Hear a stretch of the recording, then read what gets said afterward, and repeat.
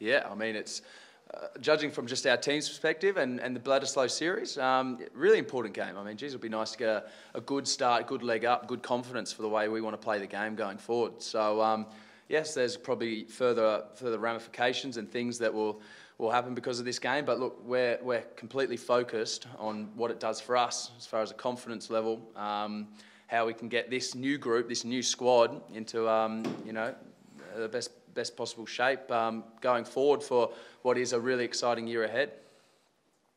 Michael, just obviously on the same front, it's proven notoriously difficult to win one match in New Zealand, let alone two. So, how important in the context of the series is it to win this one at home? Yeah, I mean, we do have the benefit of having two in Australia this year, so the one in Brisbane will be nice at the end in that nice jersey that we've got, the Aboriginal jersey this year. But look, we're focused on this week. Like we've had a. I mean, you look at the Origin series, for example. They get a great win in that first game, and then a team like Queensland's Quality is able to come and grind and get the last two wins. So while this game is hugely important, it's a game 3, obviously, and you can win it from everywhere. And having a benefit of 2 games is fantastic. We love playing in Sydney. We love playing. I mean, the weather's been fantastic. Love playing in Brisbane in front of that crowd up there. And we also like the challenge of going over to New Zealand. So this group's hungry. It's hugely excited about what these 3 games, over the course of a couple of months, has to offer. It's 30,000 fans below capacity for tomorrow night.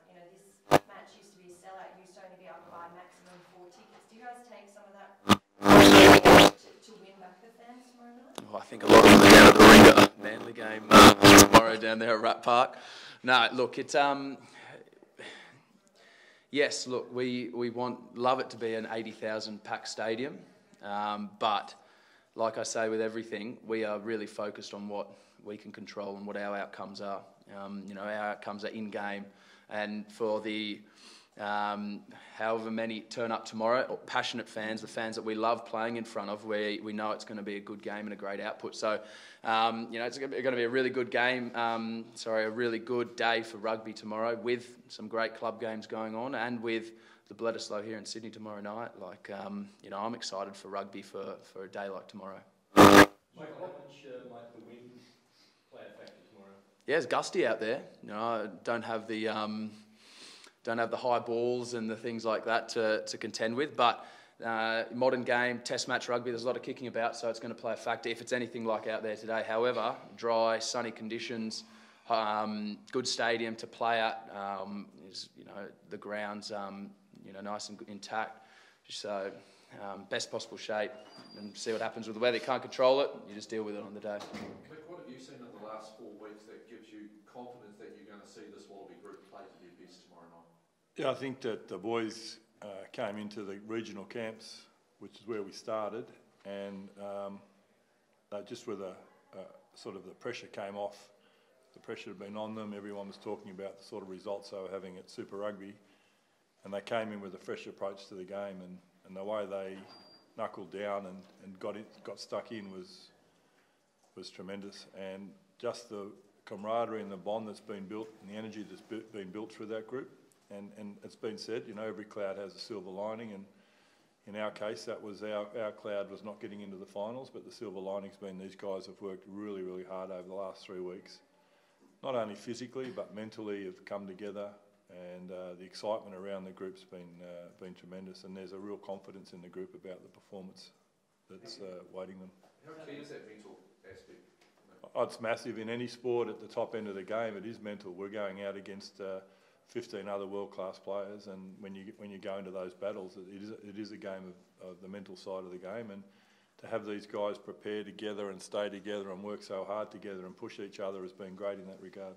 Michael, were you able to channel any of the emotion and pain of what happened in Sydney last year? Obviously, we know it was a pretty tough night. It's a largely pretty different squad. You can channel the Super Rugby, you could channel last year, you could channel whatever. We're about building what we've started out in June this year. It's working hard together, building the bonds, building the trust, and feeling confident in how we play the game. That's where we're at for tomorrow. Do you feel like that camaraderie is better than ever? Is it in comparison to other sports you've had? It feels really good at the moment. Like, it's hard to judge, different squads and different personnel, also different times in my career. You have different outlooks on the way things are. My position at the moment, really proud of how the guys have knuckled down and got into the work. It's actually just time to play a team. Regardless if it's New Zealand, regardless of South Africa, we need to play a team to put our stuff out in the field. And I'm happy that it's New Zealand that we get tomorrow. Mick, obviously not going to give away the game plan, but what type of rugby are you going to try and play tomorrow? Good rugby. I think the boys are just backing up what Michael said there. Is the boys are itching to get out on the field, and they've been working really hard. They want to back their fitness, and we're going to play a running game. I mean, that's the way Czech's been building up all his teams, is to run the ball and play hard. And our challenge is hang on to it. If we're going to run the ball, hang on to it and back our skills and back the quality of work these guys have done. And I think you're going to see a pretty frenetic game of footy tomorrow night. Mark, were you in primary school in 2002? Do you remember much of the last time the Wallabies won Bledisloe Cup? No, I don't. I don't remember much of school at that time either. So maybe a couple of head knocks down the track, and I got to play with some of those players. I got to play with Nathan Sharp, but like I said, it's different time, different players, and exciting challenge for us to take something forward as a squad. New Zealand's had a challenging week. Bug scandal still in court. They've had a toiletries scandal resurface. Have you guys been keeping across any of that stuff? None of that stuff. We're focused on what we need to do. We respect the opposition. We respect New Zealand, and that respect means us focusing on what we need to do. Mick, as much as you're planning to play a running game, how much does Curly Beale's inclusion help the kicking, giving you a second classic kicking option? Oh, it's great to have that in that 12th position. It takes a little bit of pressure off Bernard as well. But I think Curtly also, the attacking part of his game adds another dimension as well. So we're really looking forward to seeing him link up with a few of his old mates tomorrow night and get the game going. But if this is going to be windy tomorrow night, it's good to have a quality kicker outside 10 as well. What kind of tactics do you use to stop a guy like David McKenzie, who's incredibly unpredictable in his attack, from getting space, getting room to do the things he does? Well, I think in all the players that are like that have got tremendous running ability, is to not give them the ball for too much time and too much space. So, one of the key things is to make sure our game plan is executed, and just don't give those guys the opportunity to pick you off. So, and I think we've got some of those guys as well. Our guy down the other end of the field, you wouldn't want to give him too much room as well. So, it's really a challenge for the teams when you've got a little bit of a player that can do those sorts of things. Just make sure that you keep to your game plan and hang on to the ball. That's the key for us. I think you've had 20 new caps since the World Cup final. How difficult has it been to sort of get them playing the way you want? I think that when you bring in young players, you bring in a lot of enthusiasm, and it hasn't been difficult at all because young players bring that. And the beauty about some of the more senior players we've got now, we've got them sprinkled right through the squad. And even in our front row, we talk about Scott Seo and Alan Alatoa that's been around for a couple of years. They're only young fellas, and you've got Stephen in the middle there. You've got Hoop sitting out the back of that scrum, and you've got Willie and Bernard. There's some good sprinkling of senior players, but those young players have brought real enthusiasm, and that's the aspect of the game that we can really use from those young players. And they come in with 2 eyes, 2 ears, and they're really good kids around that, really good guys around that area, and then they're using them like that, and they're willing to learn, and it's been a pleasure, and it hasn't been difficult at all. Is this an extra special fixture for you, Mick, given your background with the All Blacks? Yeah, I think it is. I feel it's extra special, but I know it's extra special for me because I really, and this is not being corny, so this has just been the last 4 weeks for these guys. I think the extra special part is waiting to see these guys out on the field tomorrow night. And I know I've got a lot of lifetime friends on the other side, but right now I haven't spoken to them this week, and it's just been great being amongst these guys. And I think the extra special part for me tomorrow night is seeing these guys unleash what they've been doing over the last 4 weeks. Can you talk about the young guys, in terms of your game managers at 9, 10 and 12, they're all very experienced, aren't they? How important are they to, getting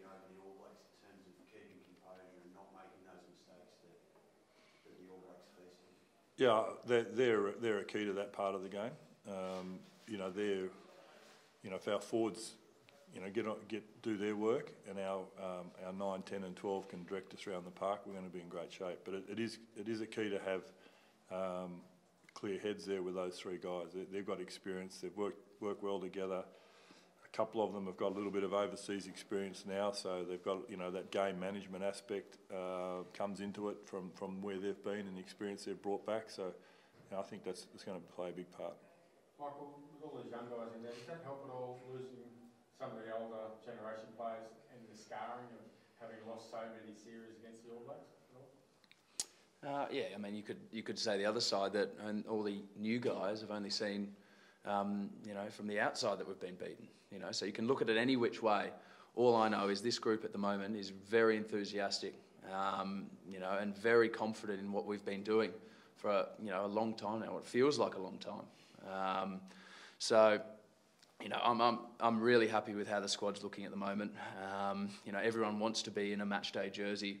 Unfortunately, we can't put everyone in a match day jersey. So, they'll get their opportunities. Until then, it's for the guys tomorrow night to do the job.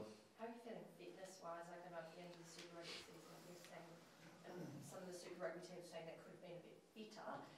What have you guys been doing to ensure you can maintain that whole 80 minutes against the All Blacks? Yeah, there's a lot made about that. We are fitter. We've had that opportunity. It was one of the silver linings Mick talked about. It's also mentally knowing you're able to work harder.